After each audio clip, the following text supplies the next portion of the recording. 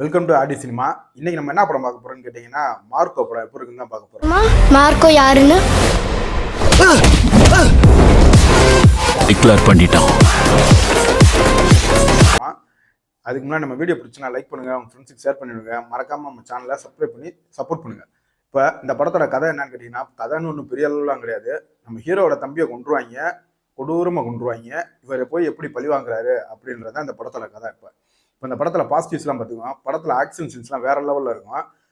Background music அதுவும் தரமாக இருக்கும். படத்தையில் எடிட்டர் ஒர்க்கு செம்ம பயங்கரமாக எடிட்டிங் பண்ணியிருப்பாப்புல. அவர் எடிட்டிங் பண்ணதுனாலே அந்த ஃபைட் பூரா நம்மளை வேற லெவலுக்கு காமிச்சிருப்பாங்க படத்தில். இந்த படத்தை இப்போ யாரெல்லாம் பார்க்கக்கூடாதுன்னு நோட் பண்ணிக்கோங்க. 18 வயசு கீழே உள்ளவங்க, இதயம் பலவீனமானவங்க, பிரெக்னென்ட் லேடிஸ் இந்த ஃபைட்டை பார்க்காதீங்க. இவங்களாம் அந்த படத்தை பார்க்கவே கூடாது.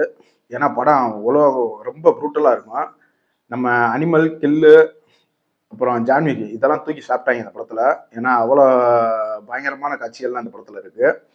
படத்தில் நம்ம உன்னிமுந்தன் இன்ட்ரோ சீனாக வர ஃபைட்டாக இருக்கட்டும், ப்ரீ இன்ட்ரோவில் ஒரு ஃபைட் வரும், அந்த ஃபைட்டாக இருக்கட்டும், ஒரு ஸ்டெப் இன்ட்ரோலுக்கு அப்புறம் ஸ்டெப்பில் ஒரு படிக்கட்டில் ஏறி போகிற முடிக்க ஒரு ஃபைட் வரும், அதெல்லாம் வேறு லெவலில் பண்ணியிருந்தாங்க. அப்புறம் கிளைமேக்ஸ் முன்னாடி ஒரு ஃபைட் வரும், அது இருக்கலே ரொம்ப கொடூரமாக இருக்கும். இதயம் பலவீனமானவர்கள் அந்த ஃபைட்டை பார்க்கறவங்க தவிர்க்கிறதே நல்லது. அந்த லெவலில் இருக்கும் அந்த ஃபைட்டு. மொத்தத்தில் இந்த படத்தை பார்க்கலாமா வேணாம்னா, இது ஒரு தரமான சம்பவம் செஞ்ச படம். ஹைலி ரெக்கமெண்டட் நம்மகிட்ட இருந்து. மிஸ் பண்ணாமல் தேட்டரில் சப்டைட்டில்ஸோட ஓடிக்கிற படம். மிஸ் பண்ணாமல் போய் பாருங்கள். இன்னொரு வீடியோவில் சுற்றிக்கிறேன்.